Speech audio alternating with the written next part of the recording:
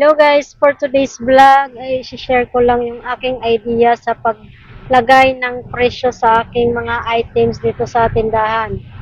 Kasi dati, yung nag-uumpisa pa lang ako dito, ang ginagawa ko, bawat items, nilalagyan ko ng presyo. Ayan, halimbawa, kagaya nito, yung presyo nito, nilalagay ko dyan sa ilalim. Kagaya, ito example lang to, noon ko pa to ginagawa, pero ngayon, iba na.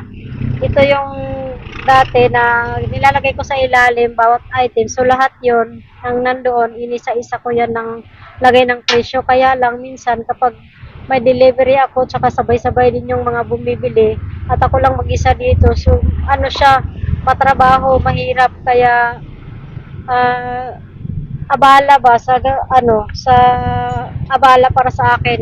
Kumbaga dagdag siya ng gawain ko. Kaya ngayon gumawa ako ng isang listahan ng mga presyo para mas madali lang siya. Bali ito guys, ito na yung listahan ko ngayon. Ito, ginawa ko ang listahan na ito ng mga presyo ko bawat items. Ayan o.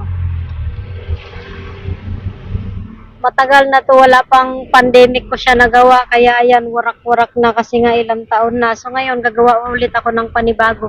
Kagaya niyan, yung mga lahat ng mga items nandyan, isinulat ko pati yung presyo. So ito, yan yung original na presyo. Tapos nung nagmahal na siya, nagbago, ganyan na. So ganito ang nangyayari, tinabi-tabi ko lang dyan, nirelease ko lang yung luma. Tapos at sa tabi, nilagyan ko lang ulit ng panibagong presyo. So ngayon, warak na siya.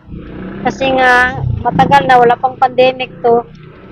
Gagawa ulit ako ng panibago. Kumbaga, ganun siya katagal bago mapalitan ulit. Hindi kagaya nung maglista-lista tayo sa bawat items na mas matrabaho talaga siya. So ito, ano siya, yung iwas hassle ba?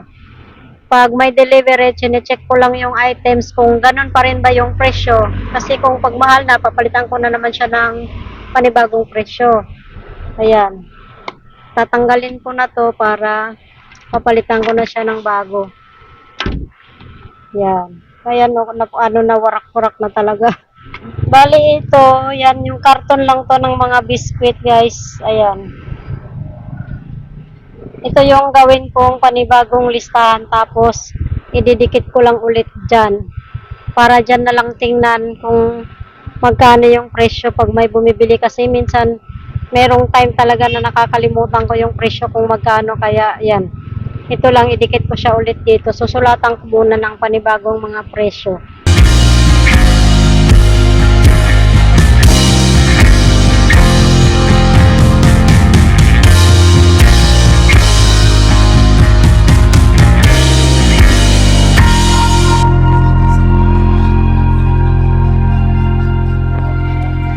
Bali, ito na guys ang aking ginawang price list. Ayan, sulat kamay lang po yan. Ito ay para lamang sa mga nagtitipid lang. Kasi kung may budget, pwede naman pong ipaprint para malinis tingnan. Pero kung nagtitipid talaga, ganito lang ginagawa ko, isulat na lang.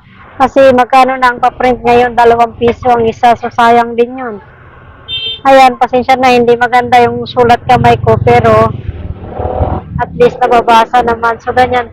Bali ganito guys, kapag halimbawa 62 yan, tapos kung tumaas ulit ang price, i-erase ko lang yan, tapos ilagay ko lang din dito sa tabi yung panibagong presyo. So ganyan lang yung ginagawa ko. Papalitan ko yan mga ilang taon din bago pag nasira na yan, saka ko lang siya palitan ulit. Kaya po pag ganyan ang nakalagay na presyo, kasi pag kahit sino ang magbabantay sa tindahan, alam na kung lalo kung hindi memorize yung mga presyo, nandyan lang nakalagay, so titingnan na lang.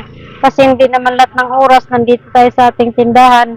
Minsan iba ang nagbabantay, kaya hindi memorize lahat ng presyo. So titingnan na lang dyan. Ayan, madali nang hanapin. So yun lang guys, thank you very much.